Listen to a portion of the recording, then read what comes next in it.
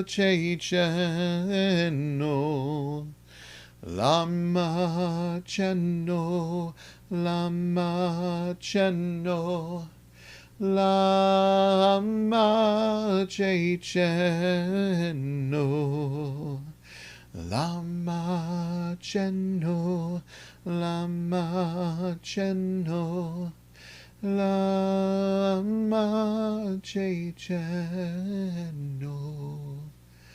Lama Cheno, Lama Cheno, Lama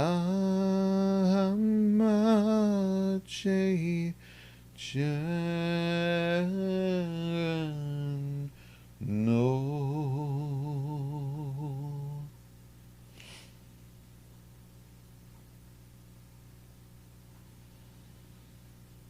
Straightening and lengthening the spine, sitting upright, stable. But natural body means not too tight and not too loose, but supported, awake, engaged, but at ease.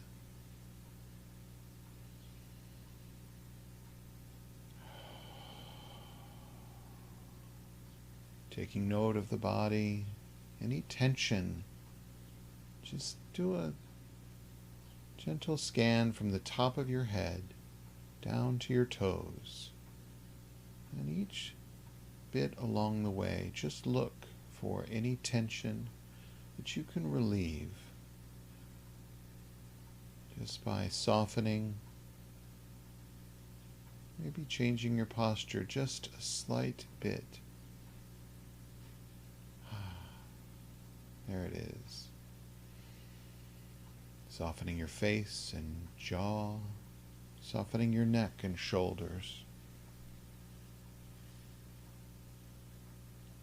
Straightening and softening the back.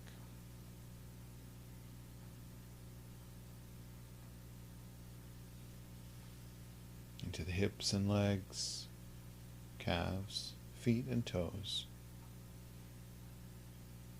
Do the same with your arms, elbows, wrists, fingers. Maybe move them around just a little bit.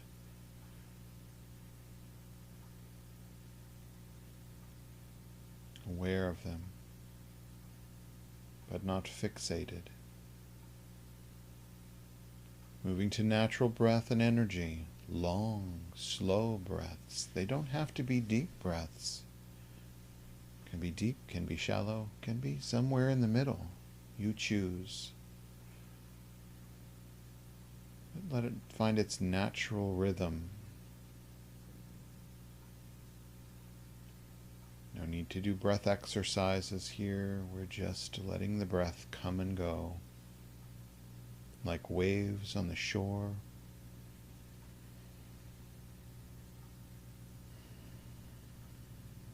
Coming and going. Natural breath, natural energy. Natural heart-mind means that we're open, curious, watching, not judging, watching.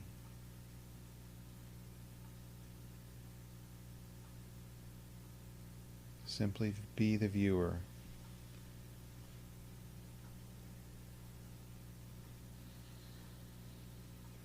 Body like a mountain, breath like the ocean, and mind like the sky. Sitting, breathing, being. Settle down and settle in.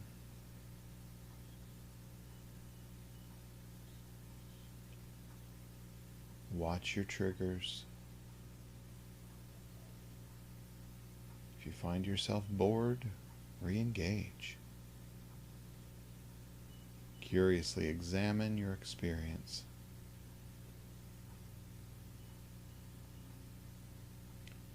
No need to fight anything. No need to beg for anything. Everything is here. Everything is available.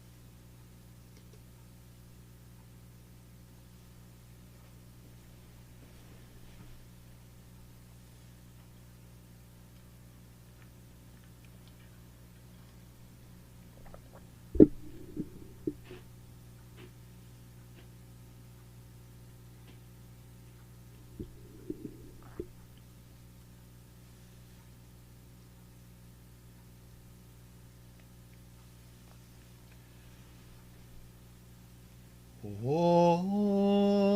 Mani Padme Hum.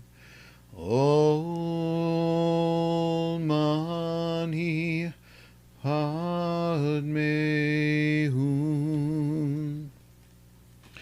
Om Mani Padme Hum. Om Mani Padme Hum.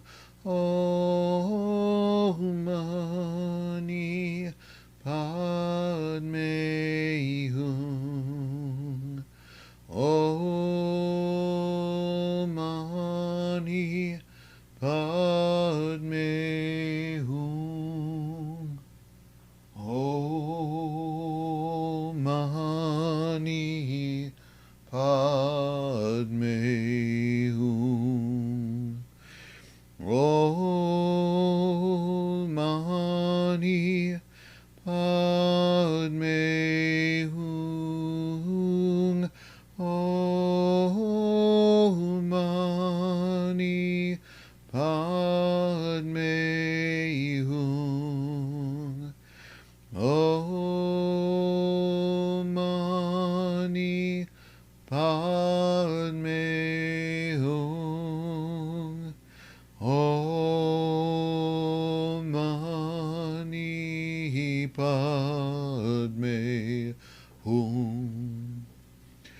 Om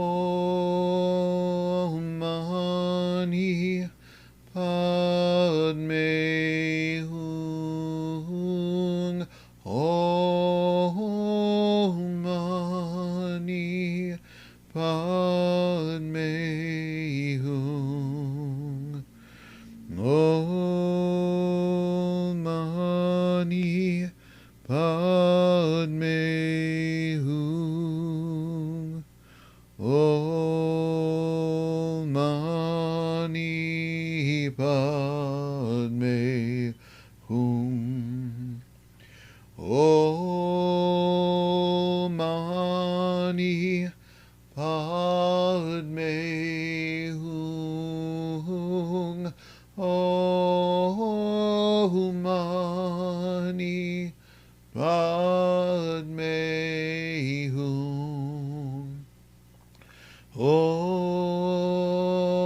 Mani Padme Hum. Om Mani Padme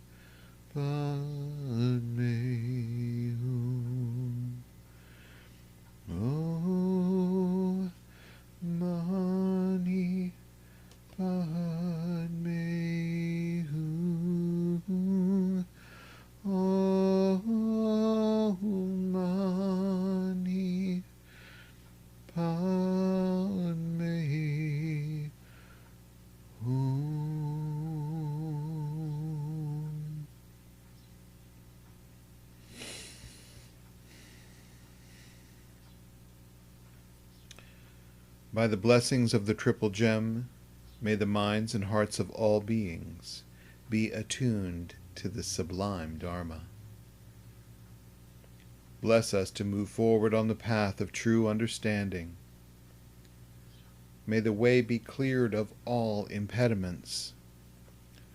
Bless us that the elusive vision may appear in the light of the transcendent wisdom of Buddha.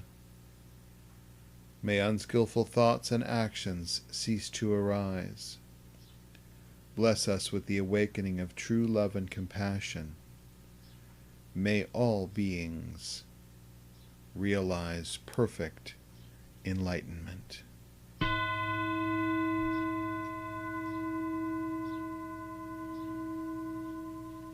May all beings realize perfect enlightenment. Perfect.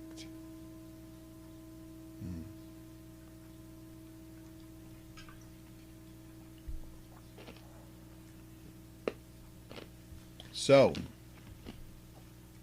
how was your week? Mine was pretty spot on. I'll tell you that for the last year, with pandemic and employment challenges and the injury and repair to my muscle, my arm, my tendon,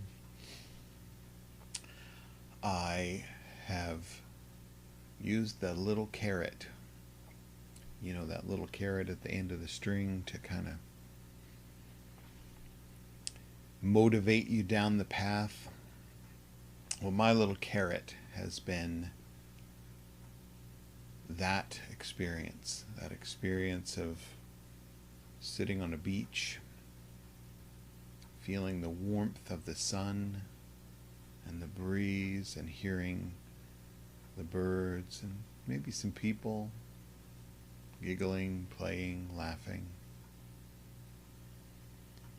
listening to the waves come and go, watching the waves come and go, dolphins doing their little dance, clouds move across the sky. That experience, and it's just a happy place for me. It's a place that I can mentally go and experience just like that. So I've used that. If you were following my daily meditations, you know that I did some recording this year and launched a 28-day meditation journey on Teachable, on Cultivate Meditation. And part of that was, learning some sound engineering along with the podcast.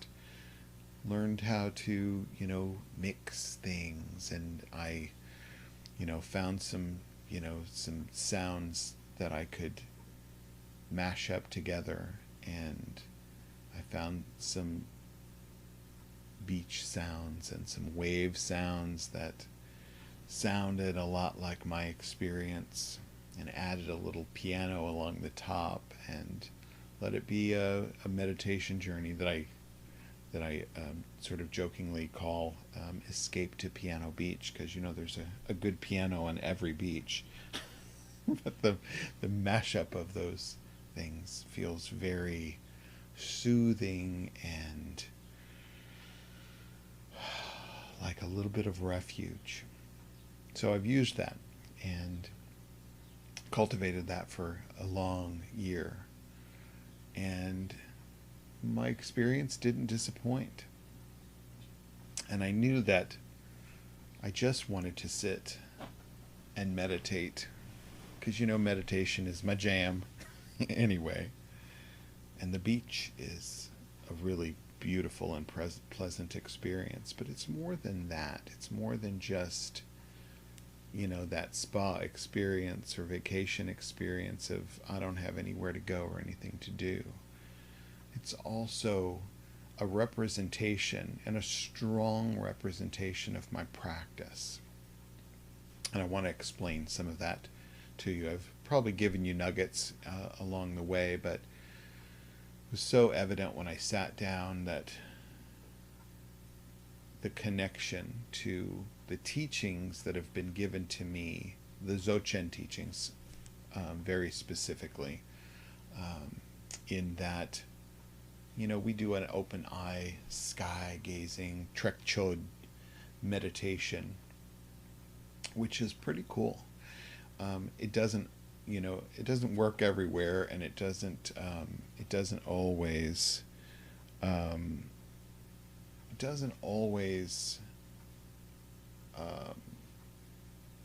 it's not always easy, is what I want to say. When you're doing it at home and there's things sort of in the way, trees and houses and people and cars and things are moving, it's not always as easy. So you have to kind of hone that skill of just being aware for whatever happens. But when you're sitting on the beach, there's not a lot in the way of that view, right? So imagine you're kind of sitting up a little bit on a dune and looking out. You can see all the way to the horizon, and maybe there's a boat here or a dolphin that pops up every now and then, or some waves. Maybe somebody's doing that parasailing thing, which I don't get. It scares me. But anyway, I digress.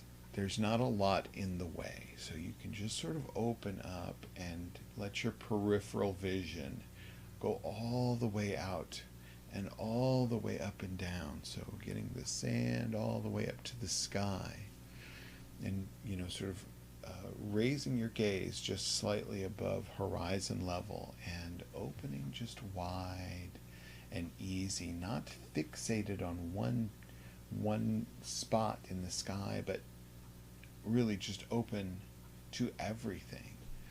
So we let the jaw kind of go slack and let that breath come and go, that diaphragmatic breath, and it sort of has a sea or a wave sound in its own. So maybe you're blending in with the sound of the waves that are there, and just seeing, just noticing the depth and the vastness of the sky. And just for the the idea, imagine this blue sky, not anything there, just blue, and you imagine the depth that goes so beyond even our own perception. There's planets and stars, and maybe you see the moon in the daylight, but you don't see far beyond that, or that you think you can see. So there's so much vast depth that's going, and in all directions, even behind you where you can't see, where your eyes can't see, but you're getting that whole view, that just vast openness. And to me, this represents sort of that shunyata, that that isness of the experience of the universe, right? That sort of stable, centered, non-biased, non-anything. So imagine that sky, there's no bias, right? It doesn't like or dislike. When a cloud comes across, it doesn't go, hey, you get off my yard, right? It doesn't say, get out of here. Or it doesn't see a smaller cloud and say, I want you to be bigger. Or I don't like your color. I want you to change color. I want you to go away. Or I want you and all your friends to come. We don't make those demands, and the sky doesn't make those demands of those clouds, right? It's just there, open to whatever it experiences. A bird crosses, a plane crosses, right? And there's no stains that are left by that bird. Not in the sky, anyway. Storms come, blacken the sky, lightning comes, winds, high winds and rains come, and they clear, and there's no shame left in that sky because of what's happened, because of the darkness that was there before. It doesn't carry a residual shame or embarrassment or loathing because of what appeared in that vast openness. So in this practice, we connect with this representation of this vast, open, non-biased, non-judgmental, non-residual clarity. This consciousness that is aware, yet not judging. Think of the difference between that, because we as humans often lead with our judginess, right? I like it, I don't like it. I want it, I don't want it. I want all of it, I don't want to share it. Right? When we view others, we seek to judge and punish, even in our minds. We want to punish people for not complying or being disruptive, being just downright nasty. We want justice for that person that we're viewing. Justice. You should be shameful. You should be shamed for what you do and how you are, right? That judgment, right? So imagine that human quality. That quality is inserted by our human ego, right? And it's kind of natural that happens, right? So we're really sort of trying to do something that feels a little unnatural in connecting with that non-biased clarity that's represented by that vast open sky. When things pop in, travel across, fast or slow, it doesn't matter, that they just happen. People just happen. Experiences, sensations just happen. But there is that clarity within each one of us. That's what the model of the Buddha shows us. Natural awareness, natural Buddha-ness is non-biased, clear, not stained, not judgmental, not seeking to punish, not seeking to reward, simply there. Simply there. And that's a piece and an aggregate of our experience. We're not trying to drive off our human nature. What we're trying to do is bring both hands of compassion and wisdom into this experience. So we use representations throughout our meditation and our practice to remind us of what's there at the core of our being and will be at the core of us, of it, whether we're aware of it or not. Living, dying, doesn't matter. It's always there, pervasive through all things. It's the same as the vast openness of the sky. There's no difference. It's the same thing. A mirror of what's at our core. So this is important. It's important for us to really cultivate this within our own practice, where we continually and curiously seek out those pieces and parts that we've been stuffing down.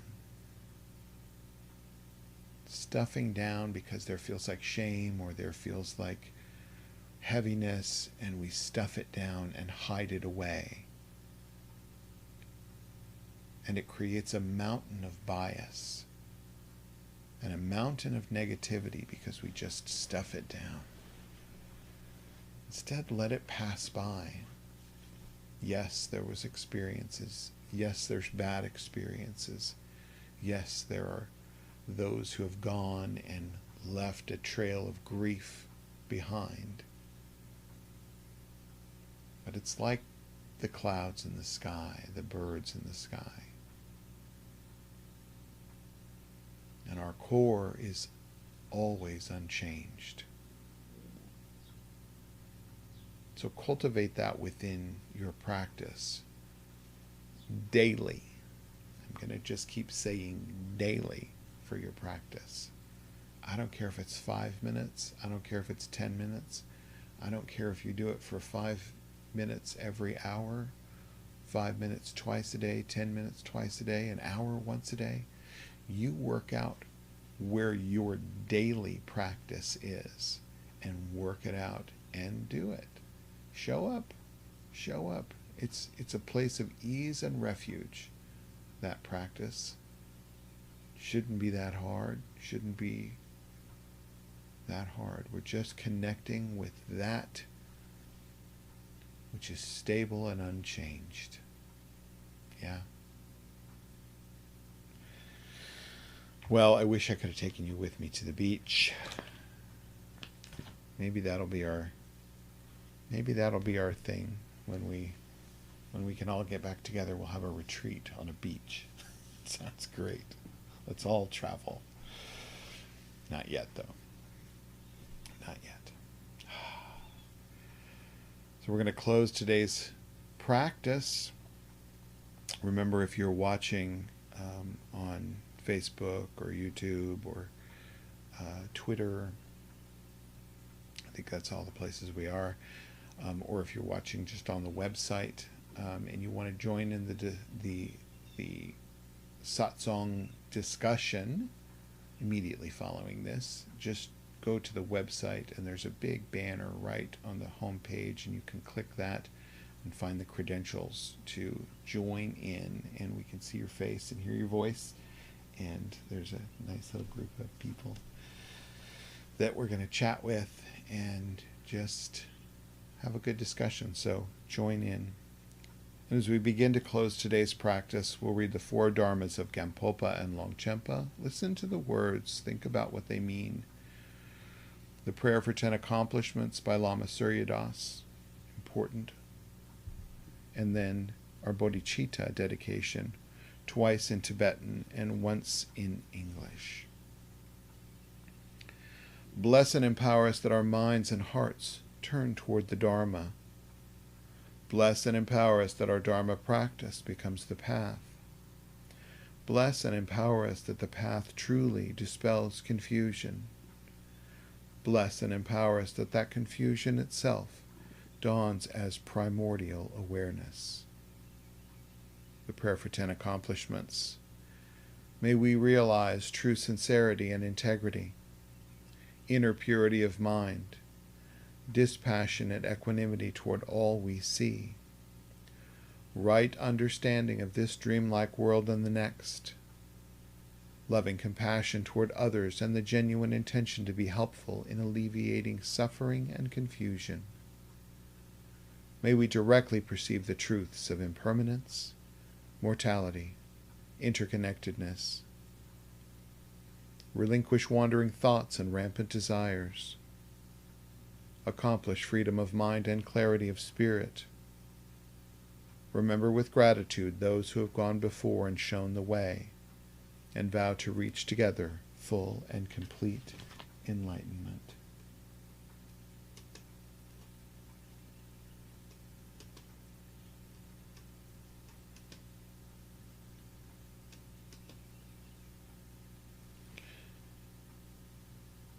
Jangchub Semcho Rinpoche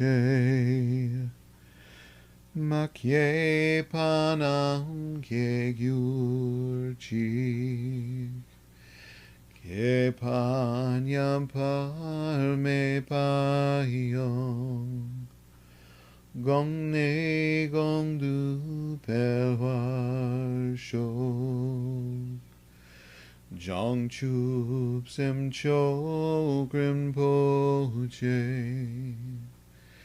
makye panam ke gyurchi, ke panyam parme payom,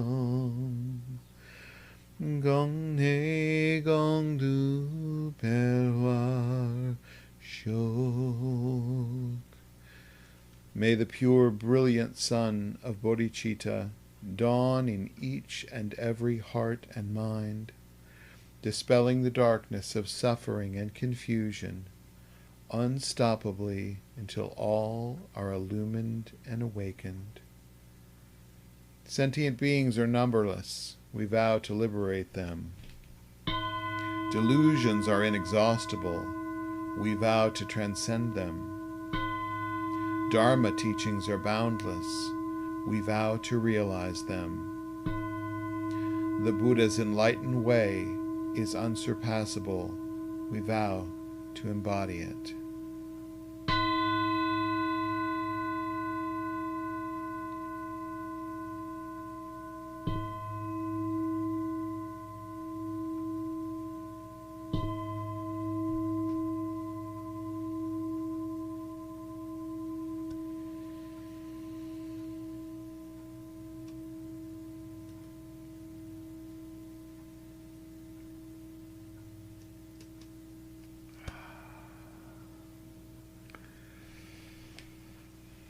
So take a minute if you're not on the Zoom, and jump on the Zoom. Go to the website kansascitybuddhistcenter.com and jump on, and we're going to start our discussion immediately. So, thanks for joining in, and bear with me for just a moment. I'm going to change my view here.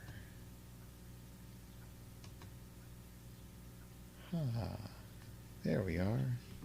Up close and personal. Sound is good. Hi, everybody.